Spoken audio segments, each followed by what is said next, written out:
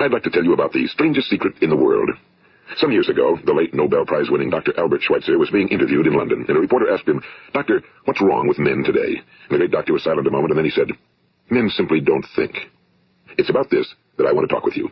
We live today in a golden age. This is an era that man has looked forward to, dreamed of, and worked toward for thousands of years. But since it's here, we pretty well take it for granted. We in America are particularly fortunate to live in the richest land that ever existed on the face of the earth, a land of abundant opportunity for everyone. But do you know what happens? Well, let's take 100 men who start even at the age of 25. Do you have any idea what will happen to those men by the time they're 65? These 100 men who all start even at the age of 25 believe they're going to be successful. If you ask any one of these men if he wanted to be a success, he'd tell you he did. And you'd notice that he was eager toward life, that there was a certain sparkle to his eye, an erectness to his carriage, and life seemed like a pretty interesting adventure to him. But by the time they're 65, 1 will be rich. 4 will be financially independent. 5 will still be working. 54 will be broke. Now think a moment. Out of the 100, only 5 make the grade. Now why do so many fail? What has happened to the sparkle that was there when they were 25? What's become of the dreams, the hopes, the plans? And why is there such a large disparity between what these men intended to do and what they actually accomplished? When we say about 5% achieve success, we have to define success. And here's the best definition I've ever been able to find. Success is the progressive realization of a worthy ideal. If a man is working toward a predetermined goal and knows where he's going, that man is a success. If he's not doing that, he's a failure. Success is the progressive realization of a worthy ideal. Rollo May, the distinguished psychiatrist, wrote a wonderful book called Man's Search for Himself. And in this book he says, the opposite of courage in our society is not cowardice.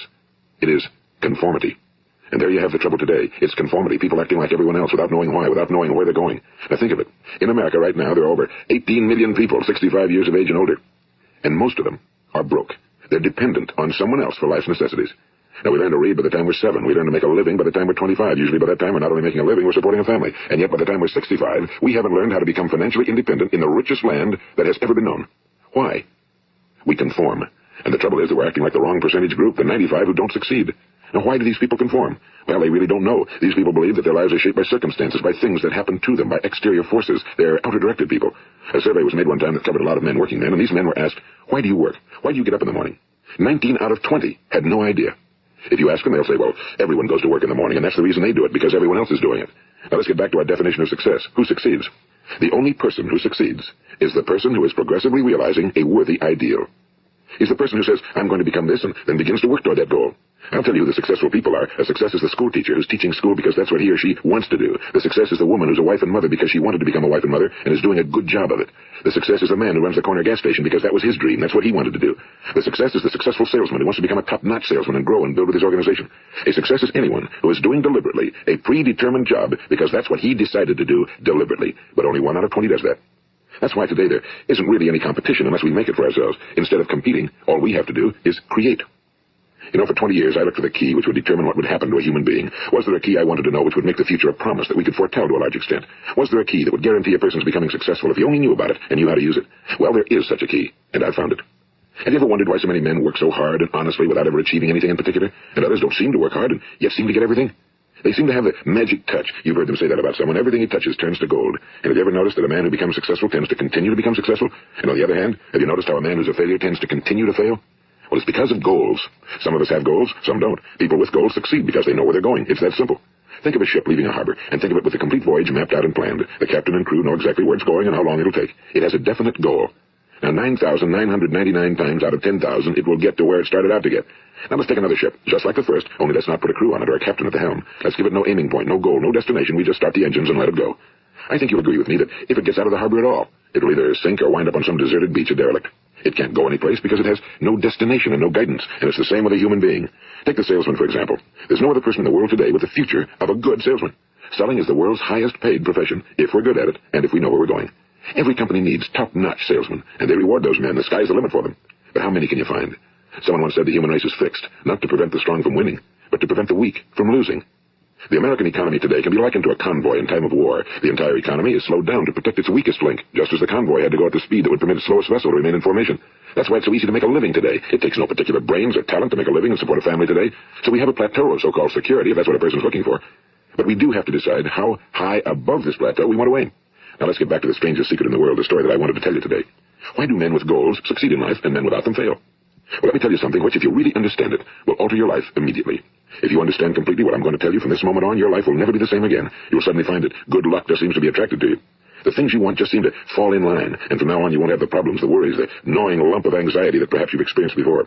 Doubt, fear, Well, they'll be things of the past. Here's the key to success and the key to failure. We become what we think about. Now let me say that again. We become what we think about. Throughout all history, the great wise men and teachers, philosophers and prophets have disagreed with one another on many different things. It's only on this one point that they are in complete and unanimous agreement. Listen to what Marcus Aurelius, the great Roman emperor, said. A man's life is what his thoughts make of it. Disraeli said this. Everything comes if a man will only wait. I brought myself by long meditation to the conviction that a human being with a settled purpose must accomplish it, and that nothing can resist a will that will stake even existence for its fulfillment. Ralph Waldo Emerson said this. A man is what he thinks about all day long.